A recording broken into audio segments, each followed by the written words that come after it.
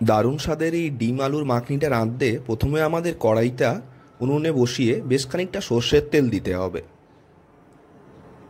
তেলটা গরম হয়ে গেলে আমরা আগে থেকে সিদ্ধ করে রাখা ডিমগুলোকে দুভাগে ভাগ করে এইভাবে তেলের ওপরে দিয়ে দেব।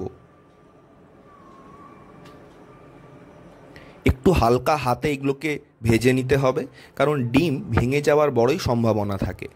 দেখুন, এই রকম ভাজা হয়ে গেলে আমরা সমস্ত ডিম একটা অন্য পাত্রে তুলে নেব। এরপরে অল্প আরেকটু তেল দিয়ে তাতে আমরা দিয়ে দেবো ফোড়ন, ধনের গুঁড়ো, কয়েকটা শুকনো লঙ্কা, কয়েকটা তেজপাতা। অল্প সময় নাড়িয়ে তার মধ্যে আমরা দিয়ে দেব বেটে রাখা পেঁয়াজটা।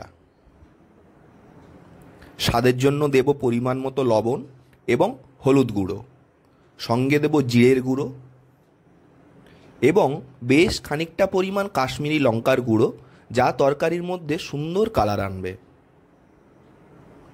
অল্প সময় পরে আমরা ওই মশলা ধোয়া জলের খানিকটা এর মধ্যে দিয়ে দেব, যাতে মশলাটা পুড়ে না যায়। এই রকম পর্যায়ে তেল ছেড়ে দিলে আমরা এর মধ্যে দিয়ে দেব কাজু বাদামের বাটা। হালকা হাতে কিছুক্ষণ নাড়িয়ে তার মধ্যে আমরা দিয়ে দেব পোস্ত বাটা।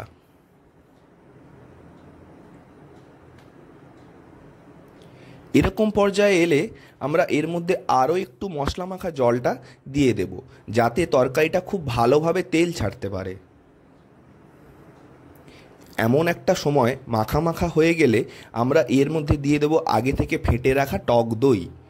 এবারে আমাদের অল্প সময় কিছুটা নাড়াতে হবে, তারপরে একটু চাপা দিয়ে রেখে দিলে দেখতে পাবেন তরকারি থেকে তেল ছেড়ে দিয়েছে। এই পর্যায়ে আমরা আগে থেকে ভেজে রাখা ডিমগুলো তরকারির মধ্যে দিয়ে দেব এবং সাথে দেব ওই মশলা মাখা জলের বাকিটা। এবারে আমাদের ধৈর্য ধরে 5-7 মিনিট রান্নাটা করে নিতে হবে। একটা ঢাকা দিয়ে 5 থেকে 6 মিনিট এটা রেখে দিন, দেখবেন রান্না শেষ। একটা অন্য পাত্রে তুলে নিন। কি সুন্দর কালার এসছে দেখুন। উপর থেকে ছড়িয়ে দিন এর মধ্যে অল্প একটু কাসুরি মেথি। ব্যাস, রান্না শেষ। এবারে রুটি কিংবা ভাত দুই দিয়েই খেতে পারেন, দারুণ জমে যাবে।